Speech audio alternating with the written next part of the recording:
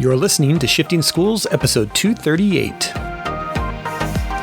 Welcome back to the Shifting Schools podcast. My name is Trisha Friedman. I am here with Jeff, who you all know and have been listening to for years and years. How you doing, Jeff?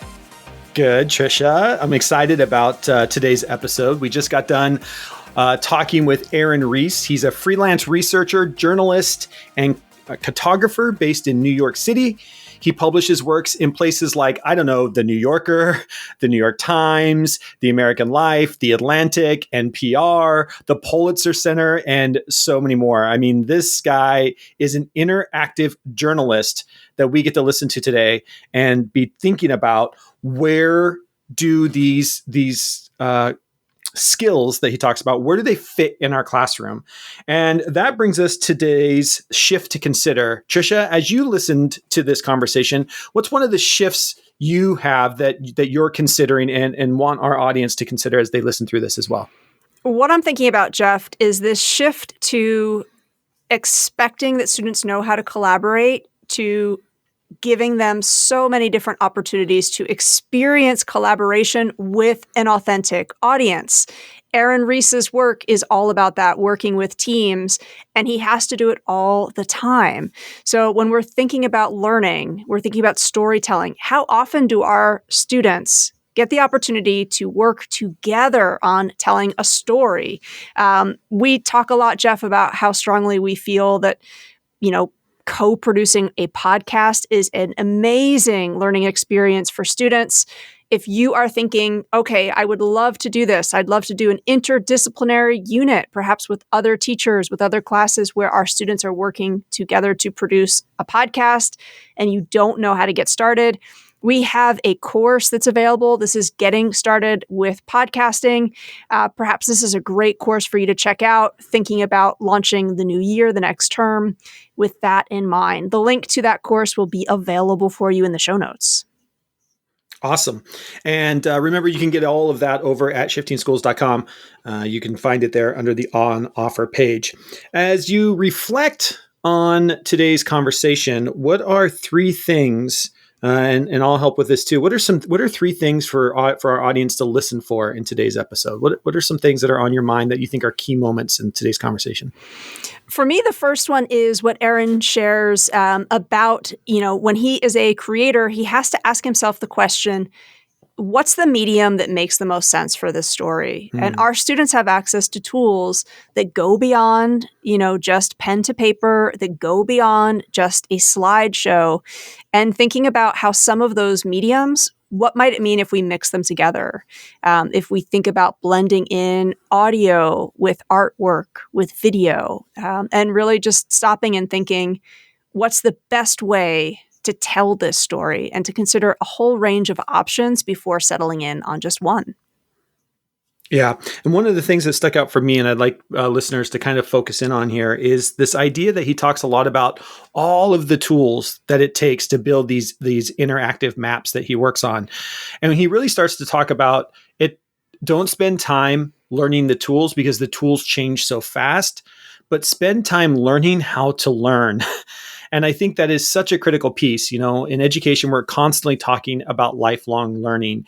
And so be listening for that in today's episode, this idea of where do you hear the ideas of lifelong learning as he talks about it in his day-to-day job. I think that's something that really stuck out for me here today as well. And before we get to today's episode, here's a word from today's show sponsors. The premier educational technology conference of the Pacific Northwest is coming back in person in 2023. That's right. NCCE 23 will be held March 21st through 23rd in Tacoma, Washington. Not only can you catch me there doing a few sessions, but we will also be recording a live Shifting Schools episode at the conference on the 23rd. We've done this before, and it's so much fun to sit around and talk about what we learned, our takeaways from the conference, and what's next for each of us. We're excited, and we hope you are too for NCCE 23. Lock in your ticket today at nccE.org, and we'll see you there. And by Quizalize.com. Save 80% from now until December 4th on a yearly Quizalize premium subscription by using promo code SHIFTINGSCHOOLS at checkout. Quizalize, providing teachers with the data they need to make informed decisions. All right. We're excited to bring you our conversation with Aaron Reiss, a freelance researcher, journalist, and interactive mapper of all sorts. You're going to love this one. And with that, on with the show. All right. Welcome back to another episode of Shifting Schools. Excited to be here along with my co-host Trisha and Aaron Reiss, who we're going to be talking to, our special guest here today, all about amazing journalism. And Trisha, we've had quite a few different guests on that talks about the changes in journalism. And it's going to be great today to get to talk to Aaron as well. That's right, Jeff. We love talking about storytelling and how technology has really allowed the storyteller's toolkit to evolve and grow in such interesting ways. And Aaron's expertise in interactive journalism. Aaron, I have to tell you, I've been sharing your work with so many different friends, and I feel like I'm getting credit just for pointing some of your stories to them. So thank you for giving me that rebound. We would love to start off with you talking to the audience about how you came to work in interactive journalism. And for somebody who has never heard of that concept, what is interactive journalism? Absolutely. Well, thank you so much for having me and for the kind words. I'm definitely blushing. Sadly, you can't see on a podcast, but it's a great question. I mean, when I started my career, the idea of interactive journalism, I think, was a different thing than it is today. A decade ago, I think newsrooms were just really starting to experiment with the idea of a story that wasn't just text plus photos or text plus videos or graphs plus text, right? It was like a moment where the internet was becoming the main way that people were taking in news stories, and the sort of latent possibility of that change had yet to become fully fleshed out. And so, what I started wanting to do was to make stories that were based on maps. So my background is in urban studies, and I studied how cities are built and designed and how people who live in cities shape the places that they inhabit. And so my initial sort of step into journalism was, I want to talk about cities and how people live in cities. And the way I know how to do that is through maps, and maps that have stories, maps that explore space and hold narrative. And so that's kind of where I started. But as I was starting my career, there were all of these, the ability to make things on the internet that you could click and that could change, that could play audio, that could change shape, that could send you to a new place.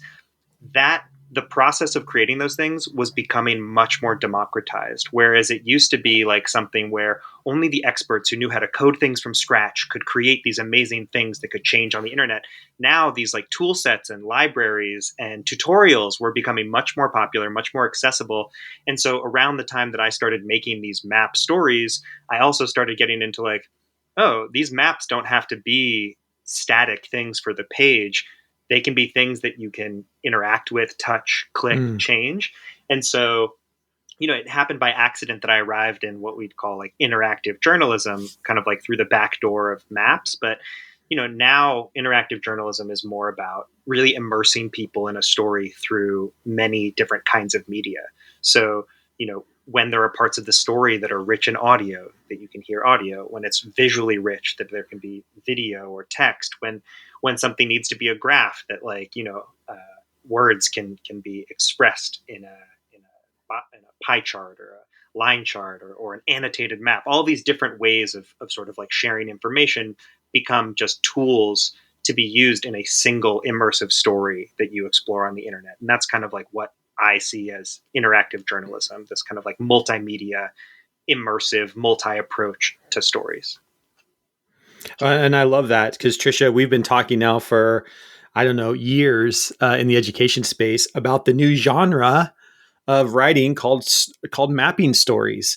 We over here at Shifting Schools are really big, and Aaron, I don't know if you know about Google MyMaps, but you can write basic stories and for kids to get started at young ages to tell mapping stories.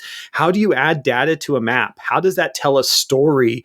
With Google MyMaps, you can add video and audio files. You can start to build this stuff at a very simple, but at a very young age, because it is a new. Would you consider this a new genre? This idea of story mapping or mapping or map stories or whatever? Do you have something that you call it or?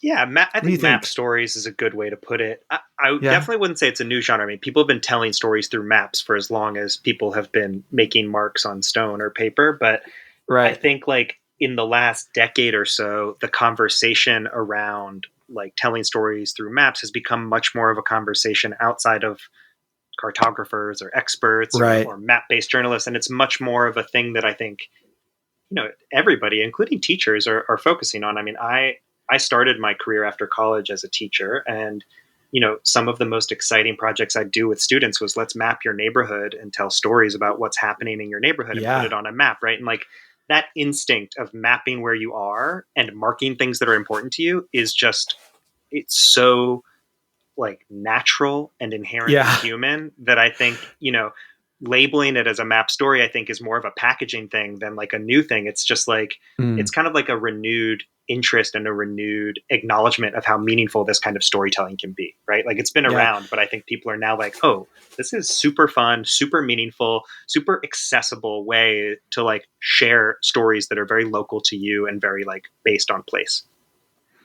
Yeah, and to your point, the internet has allowed it to be so much more interactive. The Yes. difference between telling stories in stone versus what we can do now with the internet. And I'd love to dig into a specific example of your work, and we'll make sure that we point to this in the show notes.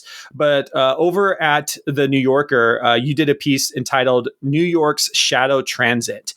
Can you kind of walk us through the process that went into publishing that story? And again, we're going to put it in the show notes. If you have not gone over and looked at this, it's incredible. Can you kind of maybe talk though about what's the process that went into it? What are some of the skills that go into a project like that? How long does a project like that even take? Yeah, I mean, you'll probably have to hem me in terms of like which piece of it is most interesting to your listeners, just because it's an expansive story Yeah, it's of so big. production and publishing and research and all that stuff. I mean, a story like that, I would say like when I really like put the pedal to the floor and say I'm going to 100% work on this project, it's like a year from like beginning the real research through organizing, writing, building a team, pitching, prototyping, uh, editing, and then eventually publishing. Yeah. Um, but a lot of these stories that involve collecting data that isn't available elsewhere, what you could call like small data. So rather than like finding a data set online of like the 300 most used subway stations, Yeah. as compiled by whatever agency, this is like I'm going to go on the street and walk every street I can find until I see, a van that is this informal transit system, and then I'm going to get into the van, talk to the driver, ride the van from Wow. start to finish, then go find the next van through word of mouth. That collection process it can take a long time. So some of my stories, can be years in the making, just because like finding the data is a long term project.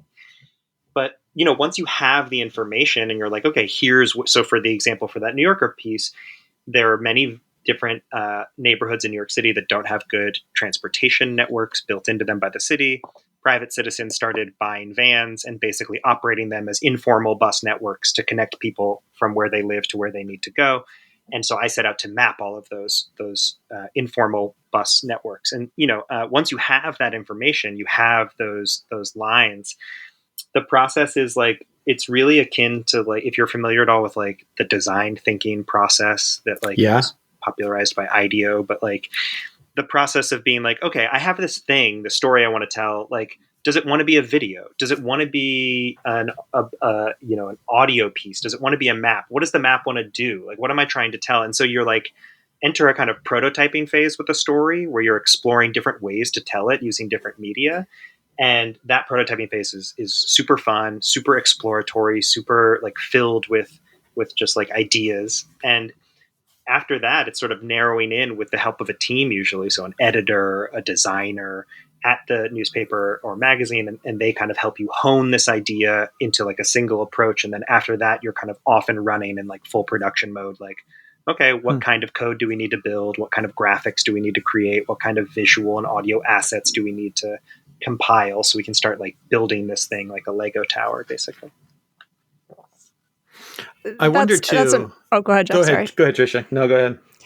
Well, I just, it's interesting. You were talking about your background, your curiosity around cities and what it means to live in a city. For a story like that one, you're mentioning, what does this story want to be? As the creator, how much control do you have over that versus how much control do you need to let go of to perhaps receive feedback from the team that you're working with? So you seem just very, very curious in this notion of cities, and I wonder, do you feel like you can really drive that curiosity, or is it that you need to sort of be doing collective, curious, flexible thinking? That's such an interesting question because there really is not a single answer to it. And it actually is something that occupies a lot of my mental space in my career and also like on any given project. So a few answers. One answer is, as a freelance multimedia journalist, the financial, the kind of like finances or logistics of that work often involves like pulling one lever that like makes another lever move in the opposite direction. So for example, when I pull the control lever on my project, it usually means the money lever like goes down, if that makes sense. Like you're often like trading, you know, like I want more control, so I'll take a lower pay, or like I want more pay, so I'll take less control. And there's many levers, right? There's the control lever, there's the money lever, there's the prestige lever, there's the size of audience lever, and all of these things are often working against each other. And so I'm in a constant process of trying to like balance, what do I want and need from this project? However, I am the ultimate deciding factor, right? Like I have the story, I am pitching it. So if I want complete control over something and I'm working with an editorial team and they're like, well, we want to do X, Y, and Z. And I'm like, well, I don't want to do that. I can walk away from a project and take it to another magazine or newspaper, ultimately as the creative, the sort of like the source from which the story is coming. I hold that ultimate control, but you know, I'm often deeply committed to getting it in a certain place or working with a certain team. And so I often find myself compromising. And I will say, like, you know, in 9 out of 10 projects, the control that I relinquish because I'm working with such amazing teams at such amazing publications, it often leads me to a place that I never would have gotten on my own. And that is so much better for it, right? Like I have confidence in myself and in my work, but like I'm just one person. And these teams where you have this amazing designer and this amazing editor, they just push you and the project into places you're not expecting. And so, you know, I think even when I want control, it's usually in my best interest if I trust the team to like let go of some of it and take in their sort of instincts and their experience to make it something that's more of a collective product than just like a singular authoritarian, like, you know, designer in the sky kind of approach. Hey folks, I hope you're enjoying this great conversation with Aaron, and there's more to come. But first, I want to remind you of this killer deal we have with our sponsor, Quizalize.com. Now through December 4th, where you can save 80% on a yearly Quizalize premium subscription by entering the code SHIFTINGSCHOOLS, that's all caps, one word, SHIFTINGSCHOOLS at checkout. You heard me right. That's 80% or $14 for the year or $1.17 a month for unlimited classes, activities, exportable data, and of course, all their gamified quizzes. There's never been a deal like this that has given you the power of Quizalize and the engagement of gamification in your classroom. Quizalize games are a catalog of free epic games that overlay against any classic quiz. So you can create a regular quiz like you would anywhere, and then with a click of a couple buttons, your students are taking a quiz with the adventures of Kalo the Koala or slam dunk basketballs. You can even set up team modes where you accommodate up to 10 teams and 100 players. So the whole grade level could have some fun at the same time, giving you the data you want and need to make informed decisions about instruction. All you have to do is go to Quizalize.com and sign up for free. And then once you see how easy it is to make your own quizzes or use one of over 1 million resources available to you in Quizalize, you'll want to upgrade before December 4th to get this 80% off deal with the code SHIFTINGSCHOOLS at checkout. A huge thank you to Quizalize for being a sponsor of Shifting Schools and for this amazing deal only available to Shifting School listeners. That's Quizalize.com. Fun gamified quizzes for them, data for you. And now, back to our show. Yeah, I love that. And, you know, you talked a little bit about the kind of the design thinking methodology to this. I was just wondering, like you said, a project like this takes you, a good year to do. How much of it is actually like, how much of that entire year, like how much is actually creating the product?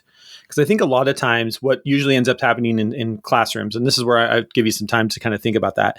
Yeah. What I think ends up happening a lot of times in classrooms is we try to get to the creative place because we think that takes the most time.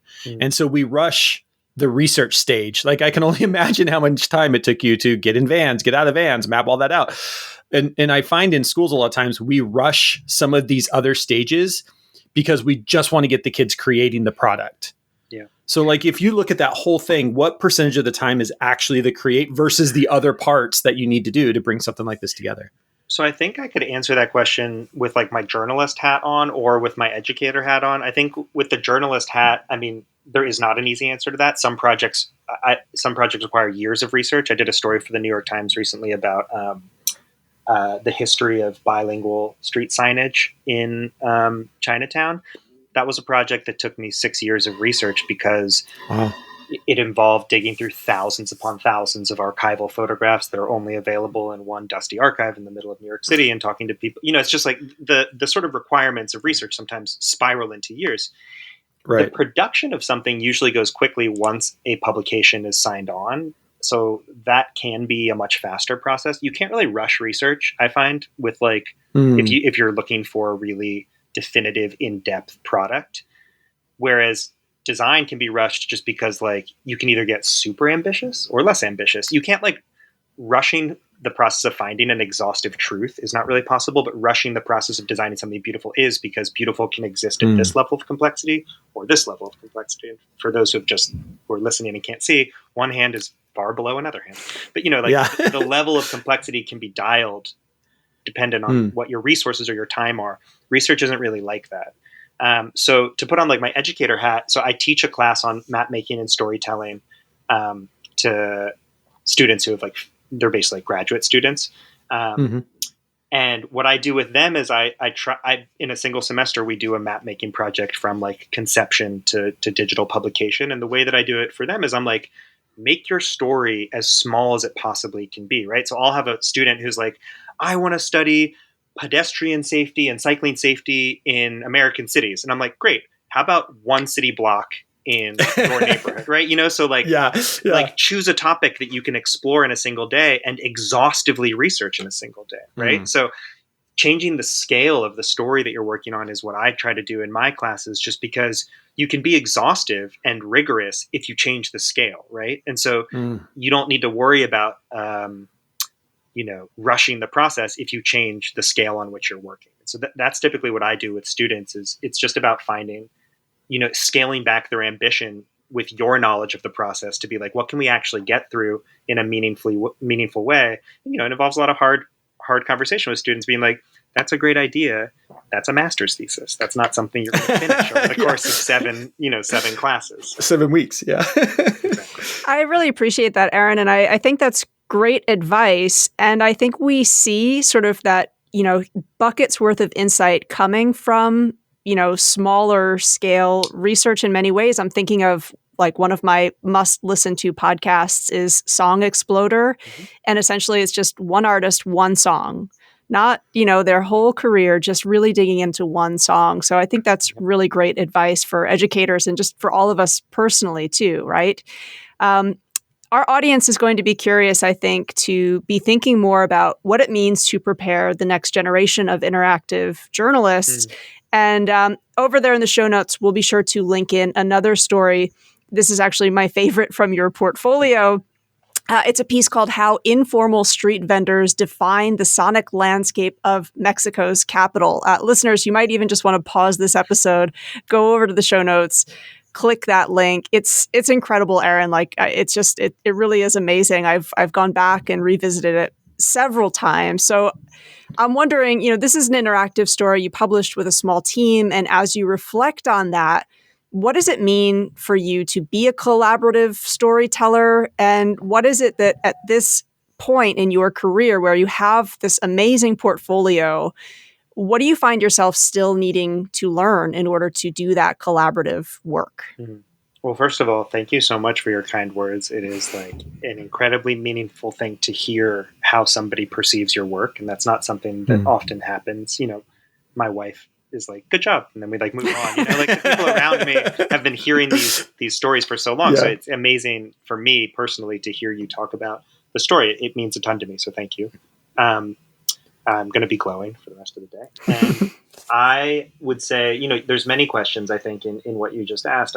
I One thing that I love about this is going to get a little inside baseball in the world of journalism, but one thing that I love about interactive journalism is it really requires a team. And I think Mm. there's a common difficulty, I think, in journalism in general, where there's a lot of ego wrapped up in it of like whose name is on the byline, who broke the story, who's getting the award.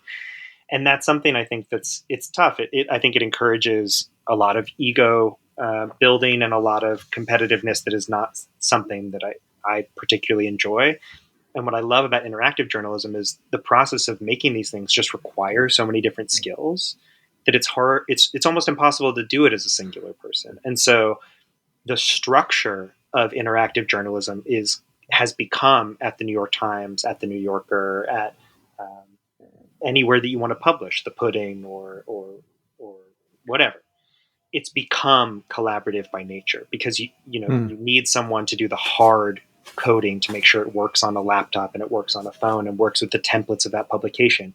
You need someone who's good enough at design to make it beautiful. You need the reporter, and like I can do all of those things. I can report, I can code, I can record audio, I can do all those things, but many of them I do slow, many of them I do at an amateur level. And so I need those people for their skills, for their speed, for their inspiration. And so I wish I could say like, oh, I've learned this, this, and that to become a collaborative journalist, but it's really just like it's part and parcel of this kind of journalism. You have to work with other people, and so I think it's just kind of become second nature. I think like to your question of like, what do you need to become an interactive journalist, or like what are the skills that interactive journalists need, in the future?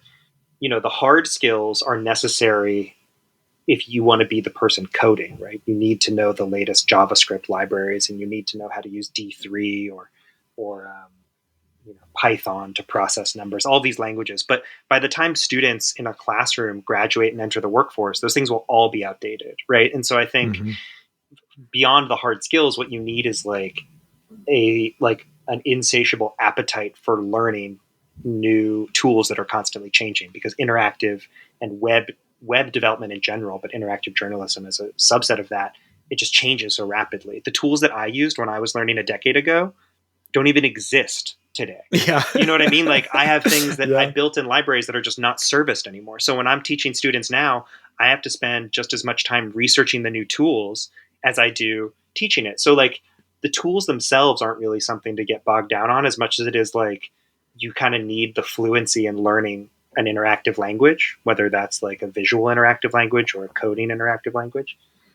And then I think the core thing that you need is just exercise thinking in a multimedia mindset, right? Like, and I think Mm. kids or young people do that much more naturally than older folks, because when I was coming up in this world, I mean, you were either a writer or you were a photographer or you were a developer, and those boundaries just don't exist anymore. But the people who are really effective, and I think one thing that makes me effective is an ability to like look at a story and sort of like storyboard conceptually of like, okay, like it's almost like combining like data visualization and like screenplay writing, where it's like, Mm. what's the introduction that's going to grab someone's attention, and what are the visual elements that will create a like context with a hook, and then what's the like bam hit them in the gut visual like surprise, and then what's the like version of free exploration you want to go to after that. So it really feels like storyboarding a movie, but the tool sets are different. You're like, is this audio, is this text, is this a graph, what does the graph look like, is it the whole graph, is it a piece of it? And so I almost feel like narrative production or like visual storyboarding is kind of like the killer skill set to have if you want to do the kind of work that I do. Mm. That's a long-winded I like answer. that. That idea of exercise thinking and multimedia mindset. I had to write that down real quick Yeah. because that gave me chills. Because I just Yeah. wonder. I wonder. educators listening out there, how often do you put your students in a situation where they have to exercise thinking in a multimedia mindset? I still find that a lot of our school classrooms are not multimedia thinking focused, but we know the internet is going that way. Storytelling is going that way. How do we set up situations in our classroom that support and put students into this? I love the way that you describe that, of just being able to step back and look at things through a multimedia lens, because it's a different way of looking at interactivity today that we did even 10 years ago. I built my first website in Dreamweaver. I don't even know if Dreamweaver exists anymore. I haven't done Dreamweaver forever. Yeah, it's all like templates that you can bootstrap from. Yeah, exactly. Yeah. But no, I think that's a great point. I think often in classrooms, it's like, let's make a video, or let's do a photo essay, or let's make a podcast. And it's not like, let's look at a story and decide, how does this story want to be told, with all of the possible mediums that we could use to tell it. And what I love about, again, that example, how informal street vendors define the sonic landscape of Mexico's capital, listeners, when you check out that example, the use of sound in that piece is so emotional, and also got me thinking about just that detail of sound in different locations, sound in my neighborhood. And I think it's a great exercise for students just to be noticing and appreciating, right? Which, talking about social emotional learning, just taking that time, pause, listen. What does your neighborhood sound like? What are some of the sounds that, if you were going to tell that story and have that audio emotional element, what clips would you need to record? I really, really appreciated that. So thanks so much for sharing, Aaron. Yeah, well, thank you. Yeah. Well, thank you, Aaron. Thank you for taking time out of your busy schedule. Other than being, at the New Yorker, the New York Times, American Life, The Atlantic, NPR, everywhere else that you've published, if educators want to reach out to you, if students want to reach out to you to learn more, where is a good place for them to go? I direct everybody to my Twitter, just because that's where I will push out work that I am publishing, and also a place where you can easily get to my website and my contact information. So my handle is my name spelled incorrectly. It's at ERINREISS.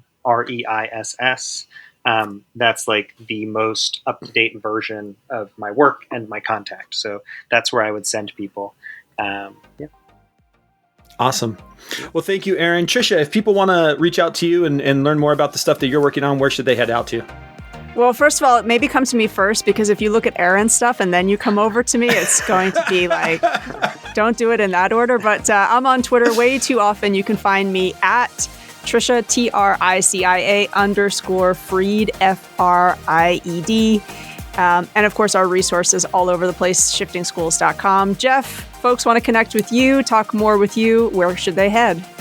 You can basically find me everywhere. Same username at JUTECH. That's JUTECHT. I've got a good German last name like Aaron as well. So I am excited, Trisha. I haven't even had a chance to tell you this. I was able to get JUTECH on TikTok now. So I was able to change my TikTok from my full name to it only cost me $2.3 million to get it from a kid, but I got it. So no, I was able to do that. So now I'm JUTECH everywhere. So it should make it really easy. All right. So we better wrap this up so you can go practice your TikTok dances. I know, right? That's right. Yeah, that's it.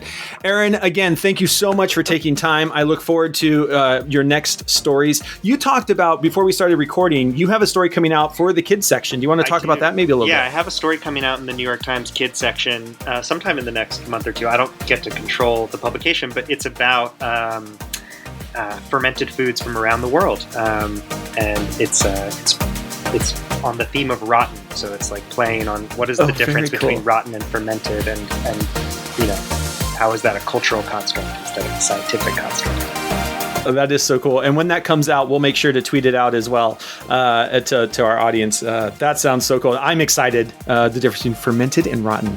That's going to be great. Aaron, thank you so much. Go ahead, Trisha. I was just going to say, I'm a huge fan of kimchi. So, Aaron, I'd be hoping for some references of kimchi in that story. For pickle fans of all stripes, there will be something. Yes. Wonderful. Yeah, I love it. All right. Thanks, Aaron. Appreciate it. It was a pleasure. Thank you.